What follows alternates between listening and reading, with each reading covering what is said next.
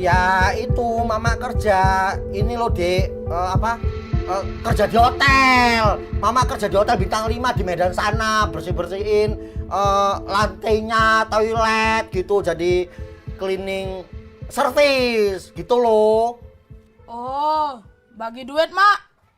Ah, kau kebiasaan kali Ono, nggak bisa nengok mamanya megang duit, langsung kau minta duit.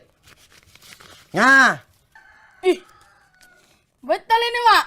ya betul lah, kau pikir mimpi. Udahlah sana kau Yono, ganggu mamanya aja. Banyak kali Mamak kasih, Biasanya minta 2.000, tunggu nangis dulu baru Mamak kasih. Alah, nyocot kali mulut kau. Mau nangis lagi kau? Kurang pok lagi nih. Udah sana kau,